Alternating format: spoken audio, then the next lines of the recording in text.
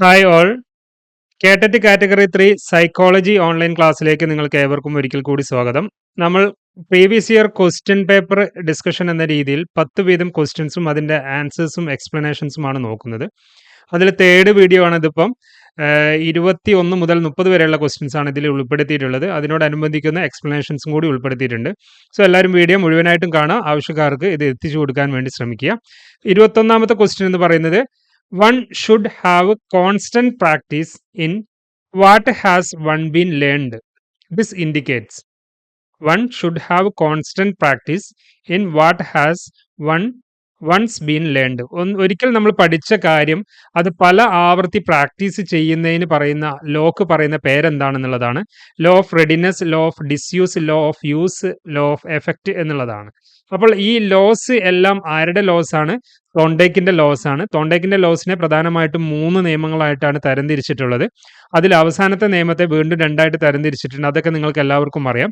ഇപ്പോൾ ഇവിടെ പ്രാക്ടീസ് ചെയ്യുന്നുണ്ടെങ്കിൽ അല്ലെങ്കിൽ നമ്മളൊരു പ്രവൃത്തിയെ സ്ട്രെങ്തൻ ചെയ്യണമെന്ന രീതിയിൽ കൊണ്ടുപോകണമെന്നുണ്ടെങ്കിൽ അത് ഏത് ലോയിലാണ് വരുന്നത് എന്നുള്ളതാണ്. അത് ആൻസർ ആയിട്ട് വരുന്നത് ലോ ഓഫ് യൂസ് എന്നുള്ളതാണ്. അത് നമ്മൾ പഠിച്ച കാര്യം പല ആവർത്തി പ്രാക്ടീസ് ചെയ്ത് കഴിഞ്ഞ് കഴിഞ്ഞാൽ അതെന്ത് ചെയ്യാൻ പറ്റും? അത് സ്ട്രെങ്തൻ ചെയ്യാൻ പറ്റും എന്നുള്ളതാണ് തോണ്ടേക്ക് അദ്ദേഹത്തിന്റെ നിയമപ്രകാരം പറയുന്നത്. അപ്പോൾ ഇതിന്റെ 3 നിയമങ്ങൾ ഏതൊക്കെയാണെന്നുള്ളത് നിങ്ങൾ നോട്ട് ചെയ്യണം. ദ ലോ ഓഫ് എഫക്റ്റ് എന്നുള്ളത് ഒന്നാമത്തെ, രണ്ടാമത്തെ ലോ ഓഫ് റെഡിനെസ്, മൂന്നാമത്തെ ലോ ഓഫ് എക്സസൈസ് എന്നുള്ളതാണ്. അപ്പോൾ ഇവിടുത്തെ ആൻസർ വന്നിട്ടുള്ളത് ലോ ഓഫ് എക്സസൈസ് എന്നതിന്റെ അണ്ടറിലുള്ള 2 നിയമങ്ങളുണ്ട്. അതിലൊന്ന് ലോ ഓഫ് ഡിസ്യൂസും ലോ ഓഫ് യൂസും എന്നുള്ളതാണ്. അതിൽ ലോ ഓഫ് യൂസിന്റെ അണ്ടറിലാണ് ഈ ലോ ഓഫ് എക്സസൈസിൽ ഈ ക്വസ്റ്റ്യൻ വന്നിട്ടുള്ളത് എന്നുള്ളതാണ്. ലോ ഓഫ് എക്സസൈസ് എന്ന് പറഞ്ഞു കഴിഞ്ഞാൽ പ്രാക്ടീസ് സ്ട്രെങ്തൻസ് കണക്ഷൻസ് എന്നുള്ളതാണ്. പ്രാക്ടീസ് ചെയ്യുകയാണെങ്കിൽ അത് അവ തമ്മിലുള്ള കണക്ഷൻ സ്ട്രെങ്തൻ ചെയ്യുന്നു എന്നുള്ളതാണ്. എന്നാൽ അതിനെയാണ് യൂസ് എന്ന് പറയുന്നത്. അതിനെയാണ് ഡിസ്യൂസ് എന്ന് പറഞ്ഞു കഴിഞ്ഞാൽ എന്താണ്?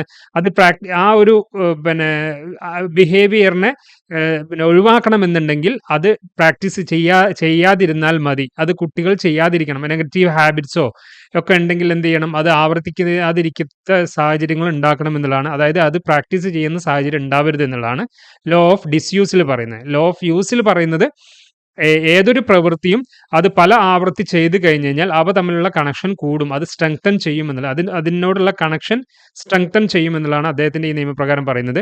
ദ ലോ ഓഫ് റെഡിനെസ് ആണെങ്കിൽ എന്താണ്? Learners must be mentally and physically prepared to learn എന്നുള്ളതാണ്. അത് പഠിക്കാൻ വേണ്ടി മനസ്സുണ്ടാവണം, അല്ലെങ്കിൽ അതിന് തയ്യാറെടുപ്പ് ഉണ്ടാവണം. എങ്കിൽ മാത്രമേ എന്തുണ്ടാവുള്ളൂ? പഠനം നടക്കുള്ളൂ, അല്ലെങ്കിൽ അതുമായിട്ടൊരു കണക്ഷൻ ഉണ്ടാവുള്ളൂ എന്നുള്ളതാണ്. അതായത് പഠിക്കാൻ വേണ്ടിയിട്ട് താല്പര്യം വേണം, അത് മെന്റലി ആൻഡ് ഫിസിക്കലി പ്രിപ്പയർഡ് ഉണ്ടായിരിക്കണം എന്നുള്ളതാണ്. ദെൻ ലോ ഓഫ് എഫക്റ്റ് ആണെങ്കിലോ behaviours followed by satisfaction are more likely to be repeated എന്നുള്ളത്. നമ്മൾ ഏതൊരു പ്രവൃത്തി ചെയ്യുമ്പോഴും അതിനൊരു സംതൃപ്തി നമുക്ക് ലഭിക്കുന്നുണ്ടെങ്കിൽ ആ പ്രവൃത്തി വീണ്ടും വീണ്ടും നമ്മൾ ചെയ്യാൻ പ്രേരണ ഉണ്ടാവും, നമുക്ക് ചെയ്യാനുള്ളൊരു ആഗ്രഹം ഉണ്ടാവും. അതാണ് ഇവിടെ സാറ്റിസ്ഫാക്ഷൻ ഉണ്ടെങ്കിൽ നമുക്ക് ആ പ്രവൃത്തി വീണ്ടും ചെയ്യും. അതിനെയാണ് ലോ ഓഫ് എഫക്റ്റ് എന്ന് പറയുന്നത്. Behaviours followed by satisfaction are more likely to be repeated എന്നുള്ളത്. അപ്പോൾ ഇവിടുത്തെ ചോദ്യം വന്നിട്ടുള്ളത് എന്താണ്? ലോ ഓഫ് യൂസ് എന്നതിന്റെ ഭാഗത്തു നിന്ന് വന്നിട്ടുള്ള ചോദ്യമാണ്. ഈ 2 നിയമങ്ങളും ലോ ഓഫ് യൂസും ലോ ഓഫ് ഡിസ്യൂസും ഏതിൻ്റെ അണ്ടറിൽ വരുന്നതാണ്? ലോ ഓഫ് എക്സസൈസിന്റെ അണ്ടറിൽ വരുന്നതാണ്. ലോ ഓഫ് എക്സസൈസ് പറയുന്നത് എന്താണ്? പ്രാക്ടീസ് സ്ട്രെങ്തൻസ് കണക്ഷൻസ് എന്നുള്ളതാണ്. ഏതർ സ്ട്രെങ്തൻഡ് ത്രൂ പ്രാക്ടീസ് അതിനെയാണെന്ന് പറയുന്നത് ലോ ഓഫ് യൂസ്. അതേസമയം weak by lack of practice അതിനെ ലോ ഓഫ് ഡിസ്യൂസ് എന്നും പറയുന്നു. അപ്പോൾ 3 നിയമങ്ങൾ നമ്മളിവിടെ പറഞ്ഞു. Law of effect, law of readiness, law of exercise. Law of എക്സസൈസിന്റെ അണ്ടറിൽ law of use and law of disuse. അത് വളരെ വളരെ ഇമ്പോർട്ടൻ്റ് ആയിട്ടുള്ള ചോദ്യമാണ്. ഷുവറായിട്ടും ഈ ഒരു മേഖലയിൽ നിന്നും ഒരു ചോദ്യം എക്സ്പെക്ട് ചെയ്യാവുന്നതാണ്. The next question, the author of the book conditioned reflexes. ഈ കണ്ടീഷൻഡ് റിഫ്ലക്സസ് എന്നുള്ള ആ ബുക്കിന്റെ ഓഥർ ആരാണെന്നുള്ളതാണ്.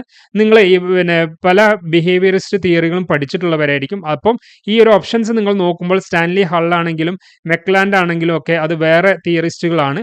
എന്നാൽ ബിഹേവിയറിസ്റ്റ് തിയറിയിൽ ഇത് 2 പേരാണ് ഇവിടെ എടുത്തു പറയുന്നത്. ഒന്ന് ഇവാൻ പാവ്ലോവും മറ്റൊന്ന് BF സ്കിന്നറുമാണ്. ഇവിടുത്തെ കണ്ടീഷൻഡ് റിഫ്ലക്ഷൻ എന്ന് പറയുന്നത് റിഫ്ലക്സസ് ആണ്. കണ്ടീഷൻഡ് എന്ന് പറയുമ്പോൾ തന്നെ ബിഹേവിയറിസ്റ്റ് തിയറിയിൽ വരുന്നതാണെന്നുള്ളത് ഓർക്കുക. അപ്പോൾ ഇതിന്റെ ആൻസർ ആയിട്ട് എടുത്തു പറയുന്നത് ഇവാൻ പാവ്ലോവ് ആണ്.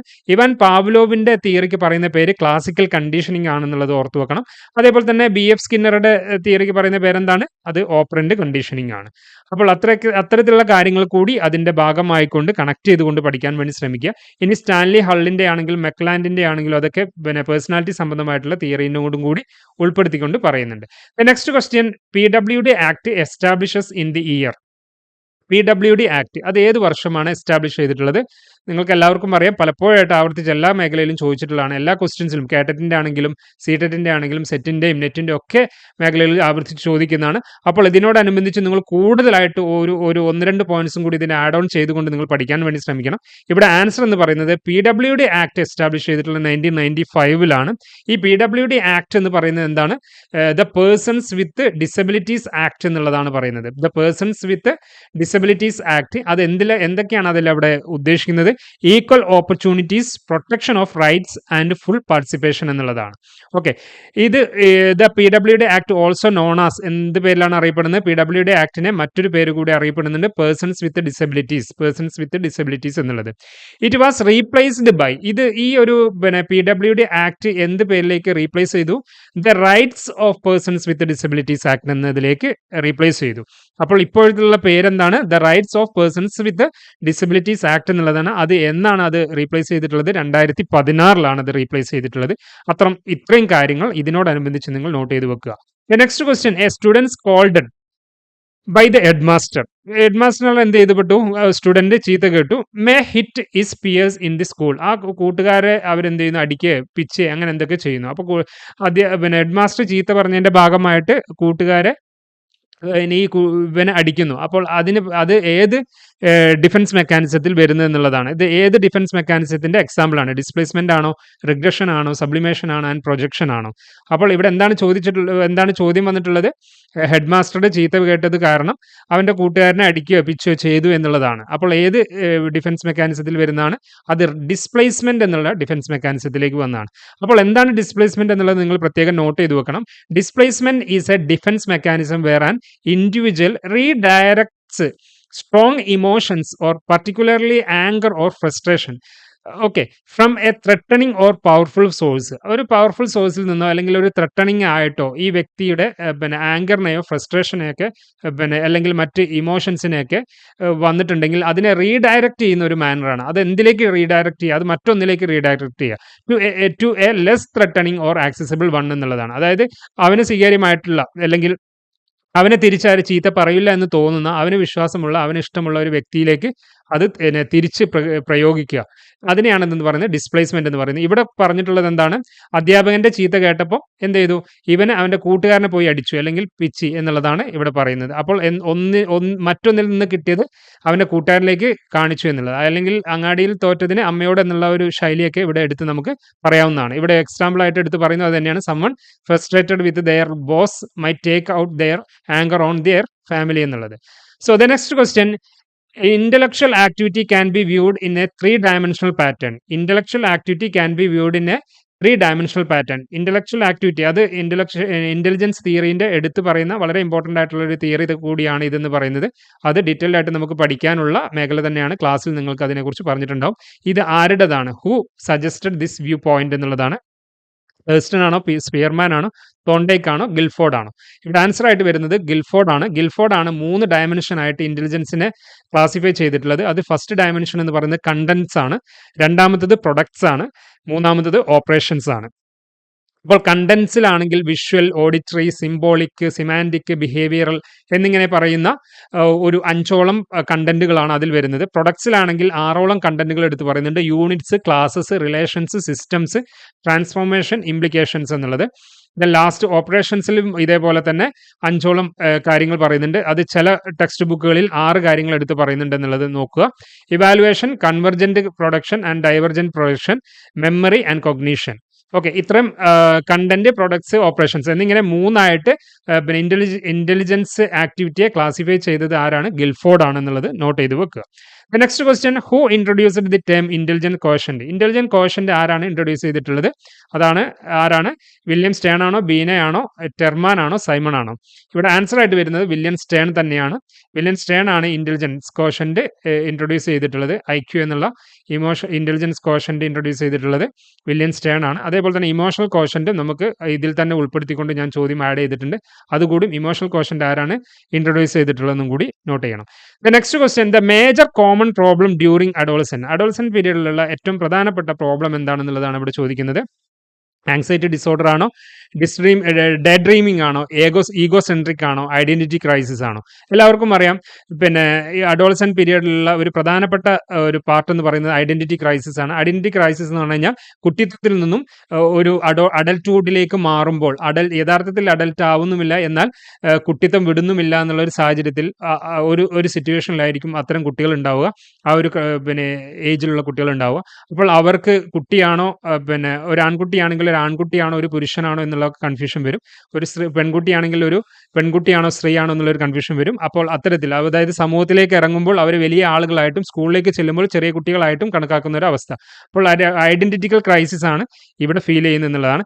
അതിനോടനുബന്ധിച്ച് തന്നെ പിന്നെ ഒരു ടേം അവിടെ, ഒരു ഫ്രേസ് അവിടെ യൂസ് ചെയ്യുന്നുണ്ട്. Adolescent is a period of storm and stress എന്നുള്ള വേർഡ്. ഈ സ്റ്റോം ആൻഡ് സ്ട്രെസ് എന്നുള്ള വേർഡ് ആര് കൊണ്ടുവന്നിട്ടുള്ളത്, അല്ലെങ്കിൽ ആര് കോയിൻ ചെയ്തിട്ടുള്ളതെന്നും കൂടി ഇവിടെ ചോദിക്കുന്നുണ്ട്. അതാണ് ജി സ്റ്റാൻലി ഹള്ള് എന്ത് ചെയ്തിട്ടുള്ളത്, കോയിൻ ചെയ്തിട്ടുള്ളത്. ജി സ്റ്റാൻലി ഹള്ളാണ് ഇൻട്രൊഡ്യൂസ് ചെയ്തിട്ടുള്ളത്.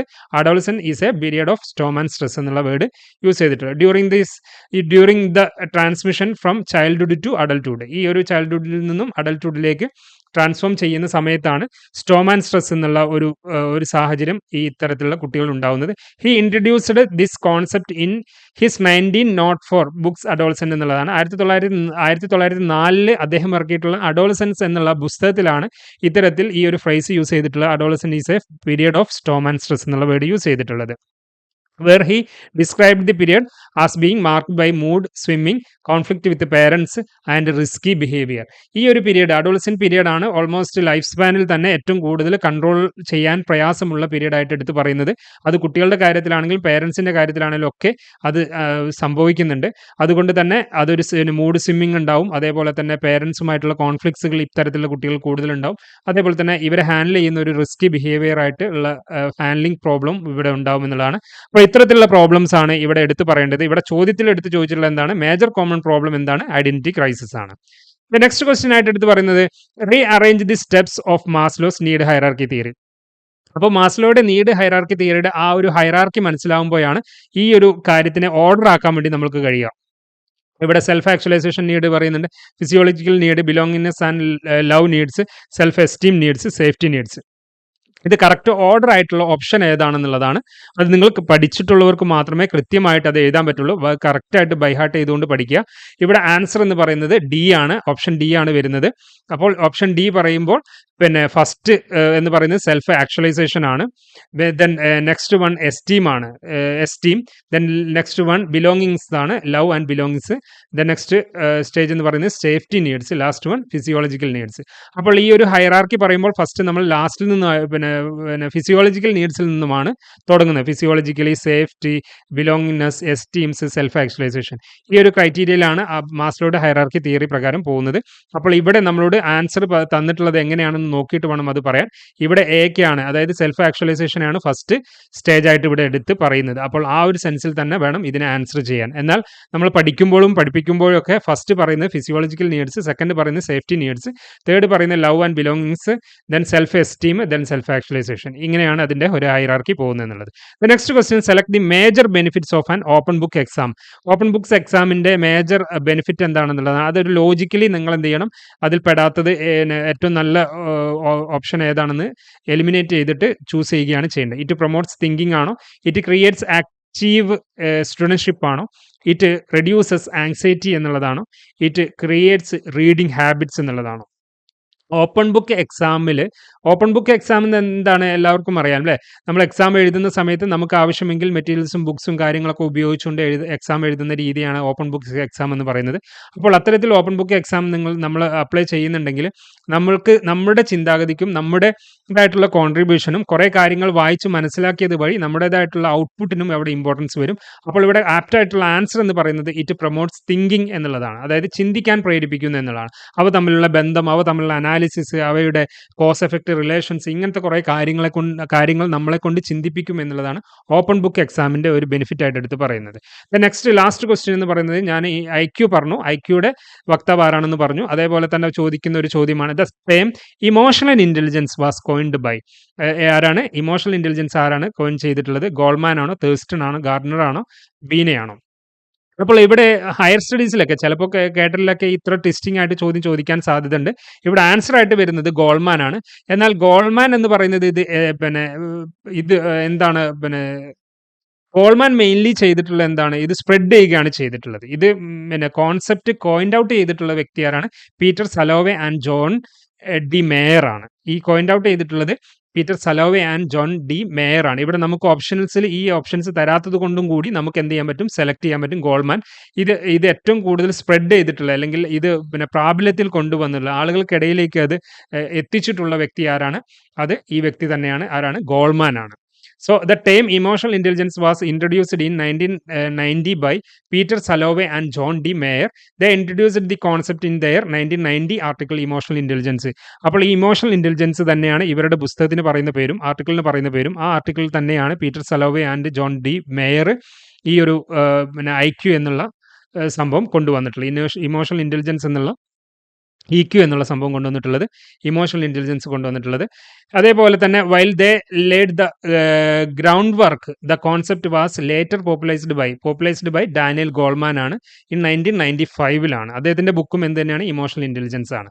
ഓക്കെ, ഇപ്പോൾ ഇമോഷണൽ ഇൻ്റലിജൻസ് എന്നുള്ള ആശയം പോയിന്റ് ഔട്ട് ചെയ്തിട്ടുള്ളത് Peter Salovey and John D Mayer ആണ്. അത് ഹയർ സ്റ്റഡീസിലോ വലിയ നെറ്റ് പോലുള്ള എക്സാംസിലൊക്കെ നിങ്ങൾ അപ്ലൈ ചെയ്യുകയാണെങ്കിൽ അതായിരിക്കും നിങ്ങൾക്ക് ഓപ്ഷൻസിൽ വരിക, അതായിരിക്കും സെലക്ട് ചെയ്യേണ്ടത്. എന്നാൽ ഇവിടെ കേട്ടിട്ടിനോ LP UPക്കോ മറ്റൊക്കെ നമ്മളോട് ചോദിക്കുന്നത് ഈ ഗോൾമാനെ കേന്ദ്രീകരിച്ചുകൊണ്ടാണ്. ഗോൾമാൻ തന്നെയായിരിക്കും നമുക്ക് ആൻസറിൽ ഉണ്ടാവുക. അപ്പോൾ നമുക്ക് ബെസ്റ്റായിട്ട് ചൂസ് ചെയ്യാൻ പറ്റുന്നത് ഗോൾമാനെ തന്നെയായിരിക്കും. സോ നമ്മൾ ഇവിടെ ഡിസ്കസ് ചെയ്തിട്ടുള്ളത് 21 മുതൽ 30 വരെ ക്വസ്റ്റ്യൻസും അതിൻ്റെ ആൻസേഴ്സുമാണ്. അടുത്ത വീഡിയോയിൽ അതിനുശേഷമുള്ള മറ്റ് ക്വസ്റ്റ്യൻസ് നമുക്ക് ഇതേപോലെ ഡിസ്കസ് ചെയ്യാം. സോ എല്ലാവരും നന്നായി തന്നെ പഠിക്കുക, എല്ലാവർക്കും നന്നായി പഠിക്കാൻ കഴിയട്ടെ എന്ന് ആശംസിക്കുന്നു. Thank you all the very best.